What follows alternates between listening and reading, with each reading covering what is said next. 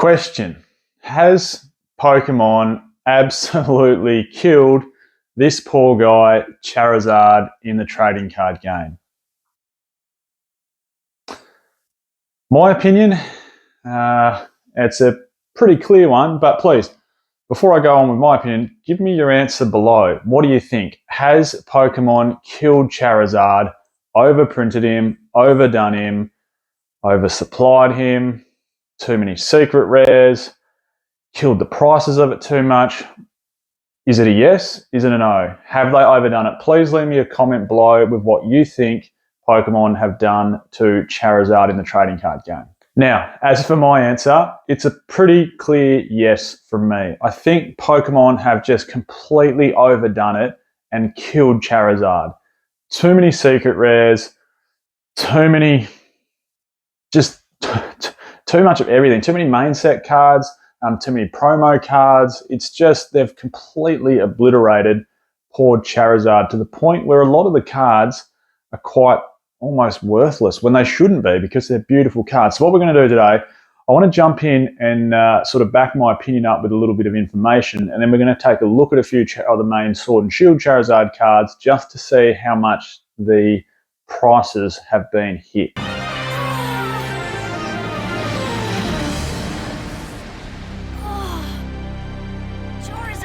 So I'm going to show you a quick montage rewinding all the way back to Black and White era, and then we're going to go through XY, Sun and Moon, and Sword and Shield to finish up with. So here's a quick montage of the cards that are available in Black and White. So as you can see, there's what? Three Charizard cards for the whole Black and White era. Now, that is not many, and more importantly, all of them have, and I know not as many were graded, but all of them have strong values, particularly the secret rare, obviously, from Plasma Storm. Now, fast forward to X and Y era and the Pokemon Go craze, etc., and a few other sort of abnormalities, and it starts getting, or Charizard starts getting printed a little bit more. So here's a quick montage of all the Charizards from XY era.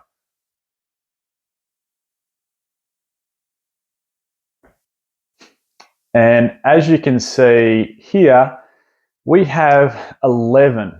So there are 11 Charizards from the XY era. So really, really starting to step up the printing of Charizard. But there's still some that are worth good dollars. Obviously, which is hard to grade a 10, the Evolutions Charizard, which is clearly a throwback, of course, to base set Charizard, is worth good money. There's things like, obviously, the Flashfire set, which is solely based around Charizard, with some secret rares like Mega Charizard EX, which is still worth really good money.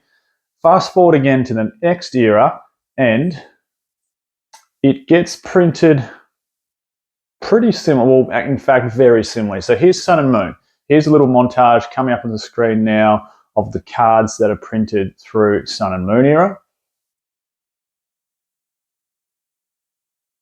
And as you can see, the exact same as XY. There has been 11 Charizards printed throughout the Sun and Moon era. And again, same thing. Some of them, especially the secret rares, like if you look at the one from Burning Shadows, still worth really high dollars and really sought after cards, and still some low PSA pops relative to modern in things like the Burning Shadows Charizard. Now, fast forward the clock to Sword and Shield. Obviously, base set doesn't normally feature Charizard. It's normally a show-off of the newer cards. Generally, the second set from a new series will also be a show-off of the new region and new Pokemon and new cards. But then we hop into Darkness Ablaze, and all of a sudden, from then on in, Charizard pretty much takes the main stage for the whole Sword and Shield era. Now, which is interesting because, I don't know, I feel like Pokemon almost used it as a, like, it was, I hate to say the word, but a cash grab, like just to draw attention. Like, of course, Pikachu is the main mascot of the whole series, but Charizard in the trading card game is the hero. It's almost like the rookie card. It's obviously got that beautiful base set card, which far outweighed any other artwork. It was the coolest card to collect as a kid from base set. And yeah, it's just, I feel like they've used him, obviously Charizard as a Pokemon, as the scapegoat to crunch some numbers and make some money, and it's almost a bit unfair. I thought I'd just show you from Sword and Shield era up on the screen here now the amount of Charizards that got printed. And as you can see, as it's rolling along here, it really starts stepping up into overdrive. So remember, we had 3 from Black and White era, 11 from XY, 11 from Sun and Moon. And yes, there's a few more sets in Sword and Shield, but not too many more than XY or Sun and Moon. And a couple more, of course, in Black and White. But there's now 21 Charizards, including, and I've left those 3 at the end there, the UPC Charizards, but I know you could argue, of course, they're promos, not main set cards, but 21, including the 3 from the Charizard UPC, or the Sword and Shield UPC, I should say. 21 Charizards. Now, geez, you can't argue that that is not an absolute overkill of the big guy. So what does this massive amount of this character Charizard, the overprinting, the oversupply, what does it mean for the future pricing of the cards? What does it mean for an investment of the set? Because typically, like looking at XY Flashfire, clearly the strongest set from XY era. Looking back to Black and White, Plasma Storm with the secret rare Charizard, clearly the most expensive and strongest set from the Black and White era. So normally you could almost bank on it. If a set is based around Charizard, it means it's going to be pretty good. It's going to probably increase in price pretty rapidly, and also the singles are going to increase in price over time, particularly PSA 10 copies. But I don't know, we've almost seen the opposite in the Sword and Shield era. Like you think Darkness Ablaze, bank on it. And I can remember going in heavy as an investment on Darkness Ablaze when it first came out, because I was like, wow, it's the Charizard set. Here we go. There's a couple of mainstream Charizard cards in the set. Then you got that secret rare, new fancy VMAX. It's like Flashfire all over again. A Charizard's on the box. It's a Charizard base set. Go in heavy.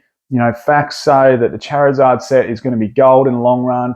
3 years' time, I'm going to be sitting on $700 a booster box, and I'm going to be laughing. But no. So look at it here. Darkness Ablaze Charizard. What's it at the moment? $30, $30 US. And when it first came out, I remember that card was Hollywood. And like I said, invested pretty heavily into that set.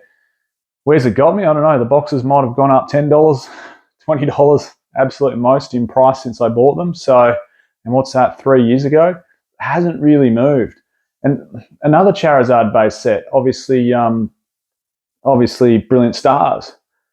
Again, same thing. And I did a video on this yesterday if you want to check it out. But you think home run, bank it, invest in it. It's just like Flashfire from XY, because it's a Charizard based set. You've got a Rainbow Charizard, plus you've got an alt art Charizard. How good a set. This is going to go bonkers.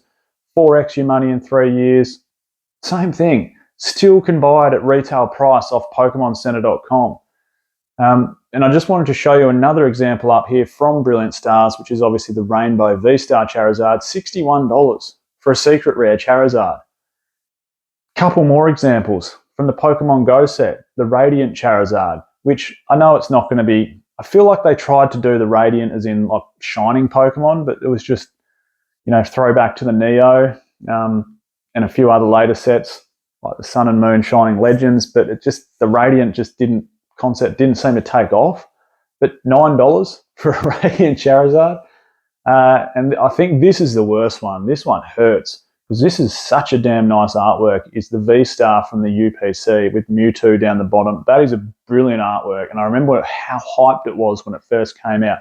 Currently, that card, $9.80. $9.80 for such an awesome looking Charizard promo. Now, the only one that seems to have held true to Charizard's secret rare, other than the old art, that has dipped in price a little bit, is this one.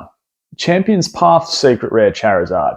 In fact, has almost, I know it's dipped a little bit in the last sort of 3 months, but if you sort of look at the trend line over the last 12 months, it is slightly trending upwards, and it's about the only Charizard, or probably the only Charizard from the whole Sword and Shield era that is doing that. So with all that in mind, what can we actually take away from it? I suppose I learned a lesson. I invested really, really heavily in Darkness Ablaze and somewhat heavily in Brilliant Stars, and it doesn't really seem to have got me much. So I guess what we can learn is if Pokemon are going to use such a popular character or such a popular Pokemon like poor Charizard down here as a bankroll, then it's going to end up hurting. I mean, look at the best performing set from Sword and Shield, which is Evolving Skies. Not one Charizard card. Like, it's not based off it. It's based off, obviously, the evolution. So I think if it shows anything, we don't need to rely on that fan favorite Pokemon to hold a set up. Like, Charizard's always going to add weight to a set. It just will. But what I've learned from it is definitely my lesson. Don't go all in just because it's got Charizard on it. Charizard by himself will not hold up a set. We really need to look for other fundamentals to be in there as well. I'm not saying just because the Charizard set comes out, it's a bad set. That's not what I'm saying at all. Charizard set like Brilliant Stars, I can see that maybe not in the next 12 months, but after that, I can see that really shooting up. That is a good set. It's the only alt art Charizard from the Sword and Shield era. Also, as an investment note, I can also see Champion's Path really shooting up in price now. I think if you can still grab them at, what are they now? Maybe 120 Australian, an Elite Trainer box? 130, I haven't checked in a little while. Could even be a bit higher than that. But I think that is a good investment now. If you can jump onto Champion's Path, that's the Charizard set from Sword and Shield that I think will go north. Like that secret rare, like I was saying, is about the only card that's trending upwards, and $160 raw. That's a strong price, like a really good price. So if I were to have one investment from the Sword and Shield era that's based around Charizard, it would definitely be Champion's Path. Anyway, enough of me rambling. Please drop me some thoughts below.